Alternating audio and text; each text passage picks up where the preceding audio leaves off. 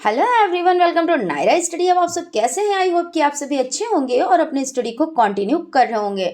Friends, आज के video lecture में जो आपका सब्जेक्ट आरंभिक स्तर पर भाषा एवं गणित के पठन लेखन क्षमता का विकास हो जाता है, इसका जो 2016 में आया हुआ पेपर था उसको सॉल्व करेंगे। ये आप लोगों के लिए मोस्ट इंपॉर्टेंट हो जाता है, सो वीडियो को बिल्कुल भी स्किप ना करें और वीडियो को लास्ट तक जरूर देखें। तो चलते हैं आज की सीरीज का फर्स्ट नंबर क्वेश्चन देख लेते हैं। क्वेश्चन आपका हो जाता है, हिंदी में स्वर होते हैं तो कितने होते हैं? 10, 11, 9 या 14। तो स्वर कितने होते हैं? तो 11, यानी कि बा ऑप्शन आपका राइट हो जाता है। मनुष्य के उच्चारण उपयोगी अव्यय है काकल, कंठ, दंत, उपर्युक्त सभी, तो कंठ हो जाते हैं, यानी कि बा ऑप्शन आपका राइट हो जाता है। ध्वनि विज्ञान में अध्ययन किया जाता है मानव के मुख से निकली श्वास का, मानव के मुख से निकली ध्वनि का, मानव के मुख से निकली चीख का, या इनमें से कोई नहीं तो मानव के मुख से निकली ध्वनि का, यानी कि बा ऑप्शन आपका राइट हो जाता है। क्वेश्चन है, औष्ठाकृति के आधार पर स्वर होते हैं वृत्ताकार स्वर, अवृत्ताकार स्वर, आ और बा दोनों, इनमें से कोई नहीं। तो औष्ठाकृति के आधार पर जो स्वर होते हैं वे आ और बा दोनों, यानी कि वृत्ताकार और अवृत्ताकार दोनों हो जाते हैं। व्यंजनों को उच्चारण की दृष्टि से बांटा गया है 2 भागों में, 3 भागों में, 4 भागों में या 5 भागों में। तो इसमें आपका आंसर जो हो जाता है कि व्यंजनों को उच्चारण की दृष्टि से बांटा गया है तो 3 भागों में। कौन कौन से 3 भागों में? तो स्पर्श व्यंजन, ऊष्म व्यंजन और अंतस्थ व्यंजन हो जाते हैं। ध्वनि के उच्चारण में होने वाले यत्न को प्रयत्न कहा जाता है। यह है स्वर तंत्री में कंपन से, श्वास की मात्रा से, जिह्वा तथा अन्य अवयवों द्वारा या उपर्युक्त सभी। तो इसमें आपका उपर्युक्त सभी हो जाता है, यानी कि दा ऑप्शन आपका राइट हो जाता है। क्वेश्चन है, निम्नलिखित में दंत्य व्यंजन है तो दंत देखिए चा, का, डा या ना, तो ता, था, दा, धा, ना। आप इसको बोलें तो आपकी जो जबान है यानी जीभ, ये किससे टकराती है? तो दांतों से टकराती है, यानी ता, था, दा, धा, ना। तो इसमें आपका ना हो जाता है। आश्चर्य, हर्ष, शोक, उत्साह इत्यादि व्यक्त करने में प्रयोग होता है अल्प विराम का, अर्ध विराम का, पूर्ण विराम का या विस्मयादि बोधक का। तो इस तरह के जैसे आश्चर्य है, कोई चीज आपने आश्चर्य से सुनी, अरे ऐसा कब हो गया, या हर्ष है, बहुत ज्यादा आप खुश, अरे वाह कितनी अच्छी बात है ना, या शोक या उत्साह, इन सब तरह के जो होते हैं भाव, इनको जो व्यक्त किया जाता है विस्मयादि बोधक के द्वारा, इस तरह का आपका हो जाता है। ठीक है ना। ढा वर्ण किस वर्ग में आता है? तो का, देखिए का, खा, गा, घाड़ा नहीं है। टा, ठा, डा, ढा, अड़ा, तो इसमें देखिए टा, ठा, डा, ढा, अड़ा में यह आ गया, यानी टा वर्ग आपका हो जाता है। क्वेश्चन है, संख्या 13 है, कैसी है? सम है, विषम है, उपर्युक्त दोनों या इनमें से कोई नहीं। तो दोनों तो बिल्कुल भी नहीं है, यानी उपर्युक्त दोनों, तो ये तो कट ही गया। अब दोनों नहीं है तो सम, यानी सम नहीं है तो ये भी कट गया। इनमें से कोई, ये भी देखो कट गया, तो विषम ही तो बचा। तो ऐसे भी आप आंसर कर सकते हैं। अवरोही क्रम है, तो अवरोही का मतलब क्या होता है? सीढ़ियों से नीचे उतरना, यानी बड़ी संख्या से छोटी संख्या पे आना। यहाँ पे देखिए 11 के बाद 9, 7, 5, 2, यानी कि ये आपका अवरोही क्रम हो जाता है। ये देखिए 2, 5, 7, 9, 11, ये तो आरोही क्रम हो जाता है।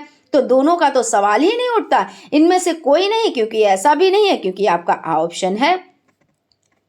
उसके बाद आपका क्वेश्चन हो जाता है, भाग की संक्रियाएं होती हैं तो भाज्य, भाजक, भागफल, उपर्युक्त सभी। तो भाज्य, भाजक और भागफल ये सभी हो जाते हैं, यानी कि आपका द ऑप्शन राइट हो जाता है। भाषा शिक्षण के पक्ष हैं पठन, लेखन, व्याकरण, उपर्युक्त सभी, यानी भाषा शिक्षण के क्या है? पठन भी है, लेखन भी है, व्याकरण भी है, यानी कि सभी हो जाते हैं। क्वेश्चन आपका हो जाता है, भाषिक अज्ञानता संबंधी समस्या है, लिपि संबंधी अज्ञानता, व्याकरण का पर्याप्त ज्ञान, सही विराम चिन्हों के प्रयोग का अभाव या उपर्युक्त सभी। तो उपर्युक्त सभी, यानी कि द ऑप्शन आपका राइट हो जाता है।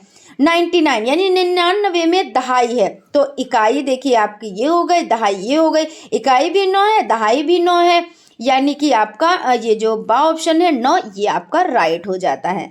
उसके बाद आपके क्वेश्चन अति लघुत्तरीय टाइप देख लेते हैं। लेखन का अर्थ बताएं। मन के भाव विचारों के यानी को लिपिबद्ध करते हैं तो इस प्रकार की अभिव्यक्ति को लेखन कहते हैं। लेखन क्या है? जैसे आप अपने विचारों को किसी के सामने रखना चाहते हैं तो एक तरीका तो आपको बोलकर हो जाता है, दूसरा क्या हो जाता है जब लिख कर आप अपने भावों या विचारों को सामने रख सकते हैं, है ना। उसके बाद क्वेश्चन हो जाता है उच्चारण का दृष्टि से व्यंजन की 3 श्रेणियां लिखिए। तो स्पर्श व्यंजन, अंतस्थ व्यंजन और ऊष्म व्यंजन हो जाते हैं। आयोगवाह के 3 प्रकार लिखिए, अनुस्वार, अनुनासिक, विसर्ग, ये सभी हो जाते हैं। विकारी शब्द किन्हें कहते हैं? तो जिन शब्दों के प्रयोग लिंग, वचन व कारक के कारण के अनुसार परिवर्तन आ जाता है, यानी जिन शब्दों के प्रयोग के कारण क्या हो जाता है, परिवर्तन आ जाता है, उन्हें विकारी शब्द कहते हैं। ह्रस्व के आधार पर हिंदी ध्वनियों के नाम लिखिए। तो ह्रस्व के आधार पर छोटा आ, छोटी ई, छोटा ऊ और ऋण हो जाते हैं।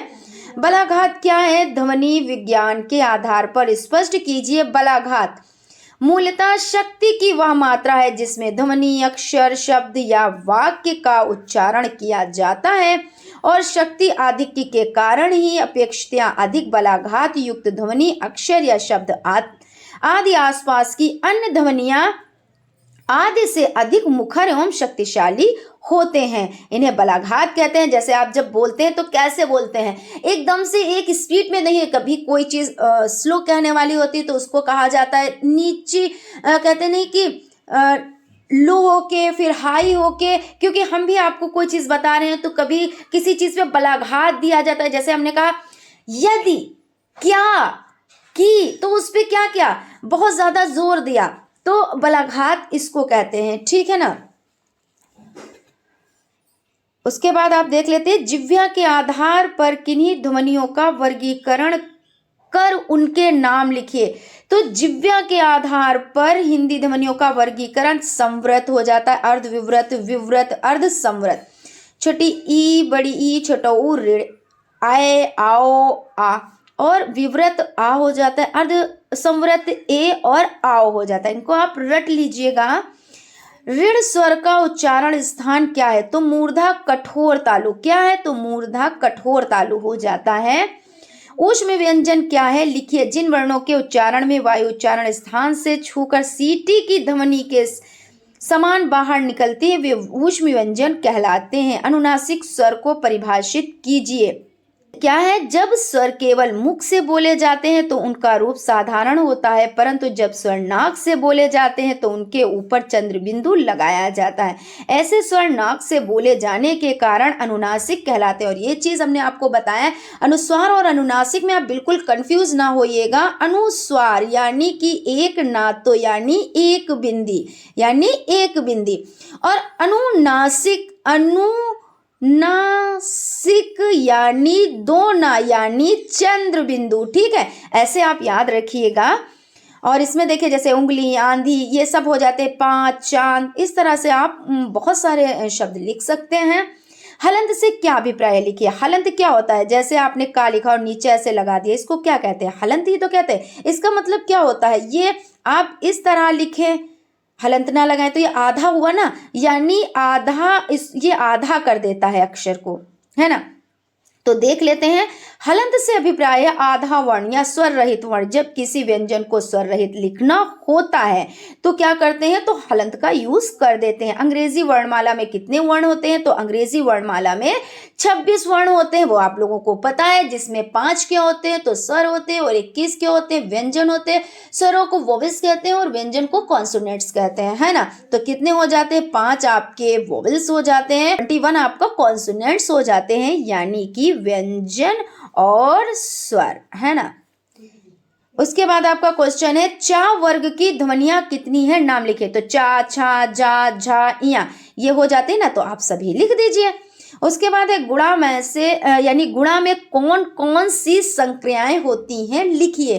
तो गुणा में निम्न संक्रियाएं होती हैं, गुणनफल, गुणज, गुणक, ये हो जाते हैं। उसके बाद आपका है यानी 345 में सभी अंकों का स्थानीय मान लिखिए। तो 345 में सभी अंकों का स्थानीय मान, देखिए ये इकाई है, ये आपका दहाई है, ये आपका सैकड़ा है। आप इसको बहुत ही सिंपल तरीके से कैसे लिख सकते हैं, बहुत ही आसान भाषा में आप कैसे लिख सकते हैं। आपका इकाई है, इकाई के बाद कोई भी नंबर नहीं है, यानी कि ये 5 ही रहेगा। उसके बाद ये 4 है और 4 के बाद एक नंबर है, यानी एक नंबर को आप 1 0 लगाएंगे। उसके बाद 3 है ना, और 3 के बाद कितने नंबर हैं, तो 2 हैं, तो 3 के बाद आप 2 0 लगा देंगे। ये आप आसान तरीके से ऐसे वर्क कर सकते हैं, ठीक है ना। तो फ्रेंड्स, आई होप आप लोगों को सेशन अच्छा लगा होगा। अगर सेशन अच्छा लगा है तो प्लीज़ एक लाइक ज़रूर करें, और अगर अभी तक आप लोगों ने चैनल को सब्सक्राइब नहीं किया है तो प्लीज़ सब्सक्राइब कर लें और बेल आइकन को भी ज़रूर प्रेस कर लें, जिससे कोई भी नोटिफिकेशन हो वो आप तक पहुंच सके। Thank you.